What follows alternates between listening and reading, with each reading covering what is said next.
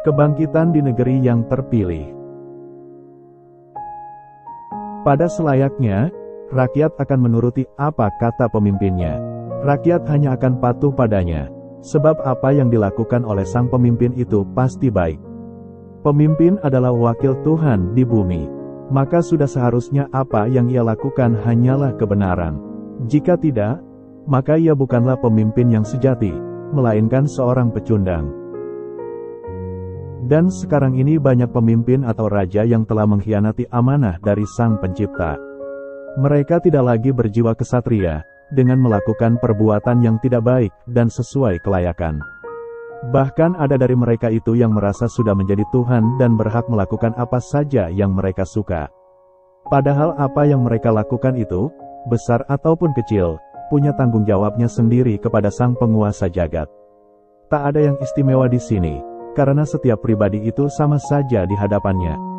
Setiap orang tak berbeda kecuali iman dan ketakwaannya. Justru ketika seorang pemimpin telah melakukan kesalahan, maka dosanya itu jauh lebih banyak. Berkali lipat bila dibandingkan dengan rakyat biasa. Semua bisa begitu karena memang tanggung jawab seorang pemimpin itu sangatlah berat. Untuk itu, raja bisa saja berubah, pemimpin pun akan berganti. Tapi Nusantara tetaplah Nusantara. Dan jika raja atau pemimpin bangsa yang tinggal di Nusantara ini terus menyimpang dari jalan kebenaran sejati, maka ia akan digantikan dengan yang lain. Bahkan ketika mayoritas penduduk yang tinggal di Nusantara ini juga ikut berpaling dari kebenaran, maka mereka juga akan digantikan oleh bangsa yang lain. Di mana bangsa tersebut pastinya lebih baik dari bangsa yang ada di Nusantara ini sekarang. Sebab, di wilayah Nusantara ini telah berulang kali berganti kaum dengan latar belakang ras dan golongan yang berbeda. Mereka dulu pernah hidup selama ribuan tahun dan membangun peradaban yang tinggi di sini, sebelum akhirnya terpaksa hijrah, eksodus, migrasi, ke tempat lain untuk menghindari bencana besar. Setelah mereka pergi, barulah bangsa kita sekarang yang menghuni negeri kepulauan ini. Ribuan tahun sebelumnya, tanah Nusantara pernah dihuni oleh berbagai bangsa dari ras yang berbeda. Sementara nenek moyang kita dulu masih tinggal menyebar di berbagai belahan bumi. Memang pada awalnya mereka, leluhur kita, juga hidup di Nusantara, tepatnya ketika masih berupa satu daratan yang luas, belum terpisah ke dalam ribuan pulau, khususnya yang di bagian baratnya. Mereka juga pernah membangun peradaban yang tinggi dan menjadi guru bagi bangsa yang lain. Namun pada akhirnya mereka harus bermigrasi, eksodus, hijrah, karena terjadi perang besar dan atau bencana dahsyat. Ribuan tahun lamanya mereka hidup menyebar di berbagai belahan dunia. Dan baru kembali lagi ke Nusantara, khususnya di bagian baratnya, sekitar antara 15.000 sampai dengan 30.000 tahun silam. Sejak saat itulah, bangsa kita tinggal lagi di sini, di Nusantara. Mengapa bisa seperti itu? Mengapa seolah-olah para leluhur kita itu bisa kompak untuk kembali lagi ke tanah Nusantara? Itu bisa terjadi, sebab para pemimpin mereka saat itu adalah orang-orang yang hebat. Meskipun mereka hidup di negeri dan lokasi yang berbeda, mereka tetap memegang teguh prinsip dan ajaran asli bangsa Nusantara. Karena itulah, suatu ketika mereka mendapatkan wangsit, petunjuk gaib, untuk membawa rakyatnya kembali ke tanah leluhurnya, di Nusantara. Alasannya bahwa nanti, akan muncul kebangkitan terbesar dari tanah Nusantara yang akan berpengaruh di seluruh dunia. Dan yang akan mewujudkannya adalah keturunan mereka. Namun, semua itu bisa saja berubah dan tak sesuai dengan harapan para leluhur kita dulu. Dan jika anak keturunan mereka, kita sekarang, tak segera mempersiapkan diri atau memang tak pernah layak karena masih terlupa diri, maka anugerah kepemimpinan dunia akan diserahkan kepada bangsa yang lain. Ketetapan waktu kebangkitan itu tidak bisa diubah atau dimundurkan. Tuhan hanya akan memberikan amanah kepada bangsa yang telah siap dan layak, memenuhi syarat untuk menerimanya. Mengenai hal ini, sejarah dunia telah membuktikannya di beberapa masa yang telah berlalu. Dan jika kamu berpaling, niscaya Dia akan menggantikan kamu dengan kaum yang lain, dan mereka tidak akan seperti kamu. Quran Surat Muhammad ayat 38. Sungguh, Pergantian suatu kaum dengan kaum yang lain itu adalah perkara biasa. Banyak contoh tentang hal ini. Misalnya bangsa Indian di benua Amerika yang telah bergeser dan digantikan oleh bangsa lain dari benua Eropa. Begitu pula dalam sejarah peradaban Islam yang telah membuktikan banyak terjadi pergantian kepemimpinannya.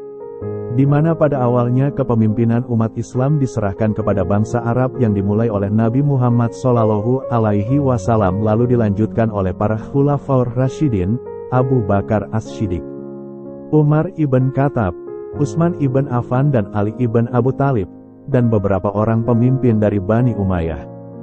Di masa Daulah Umayyah, peradaban Islam sempat menjadi mercusuar dunia, terlebih ketika masih berpusat di Andalusia Cordoba, Spanyol.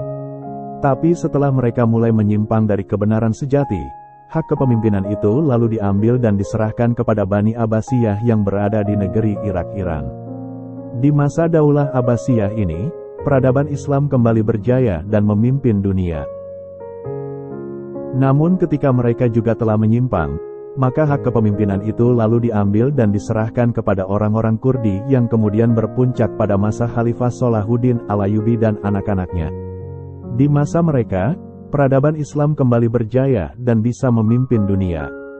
Tapi setelah mereka ikut menyimpang, maka hak atas kepemimpinan itu diambil dan diserahkan kepada bekas budak dari Asia Tengah yang disultankan di Mesir. Di antara mereka itu adalah Qutus, Baibars, dan Qalaun. Merekalah orang-orang Mamluk dan di masa mereka inilah kejayaan peradaban Islam kembali terjadi. Hanya saja ketika mereka juga ikut berpaling dari kebenaran, maka amanah kepemimpinan itu lalu diambil dan diserahkan kepada bangsa Turki. Dimulai dari Utsman Ortugrul sampai kepada Sultan Muhammad Al-Fatih dan Sultan Sulaiman Al-Qanuni, maka peradaban Islam kembali memimpin dunia. Hanya saja kejayaan itu kembali sirna ketika para pemimpin Daulah Utsmaniyah ini juga berpaling, maka hak atas kepemimpinan umat Islam diambil dan hingga kini belum diserahkan kepada satu bangsa pun di muka bumi ini. Belum ada bangsa yang ditunjuk untuk memimpin umat Islam di seluruh dunia menuju kejayaannya. Kemungkinan besar adalah bangsa Nusantara, tapi hingga kini masih belum layak dan memenuhi syarat. Entahlah kalau nanti. Oleh sebab itu, meskipun negeri yang ditunjuk untuk memulai kebangkitan terbesar itu adalah Nusantara, tapi bangsa yang melakukannya belum tentu bangsa yang tinggal di Nusantara sekarang. Bahkan tidak menutup kemungkinan jika bangsa kita ini akan kembali tersingkir, sementara bangsa lain yang akan menguasai negeri ini.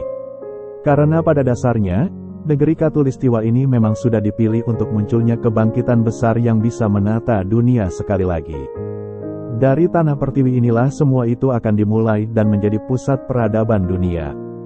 Hanya saja, tidak harus bangsa kita ini yang mewujudkannya. Ada begitu banyak bangsa lain di luar sana. Inggris, Jerman, Rusia, Chechnya, Bosnia, Turki, dan lain-lain, dan lihatlah mereka telah bersiap. Makanya bisa jadi kita hanya akan tersingkir oleh kekuatan bangsa lain yang jauh lebih hebat dan layak. Nasib bangsa ini pun tidak menutup kemungkinan akan kembali terusir dan harus mengembara ke berbagai negeri lain seperti yang pernah dialami oleh para leluhur kita dulu. Karena hak atas kepemimpinan itu hanya akan diserahkan kepada mereka yang pantas dan telah memenuhi syaratnya. Atau, makna sebenarnya dari kata bangsa itu adalah sebatas namanya saja, bukan termasuk penduduknya. Artinya, bisa saja orangnya sama dan negerinya pun sama, tapi nama bangsanya saja yang berganti.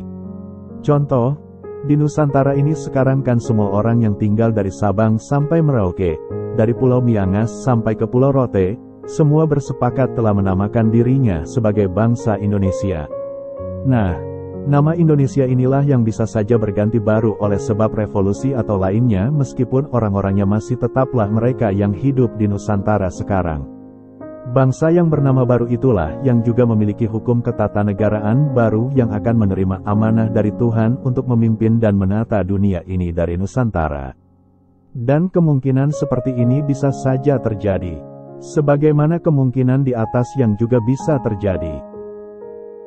Dan masa kejayaan dan kehancuran, itu kami pergilirkan di antara manusia, agar mereka mendapat pelajaran.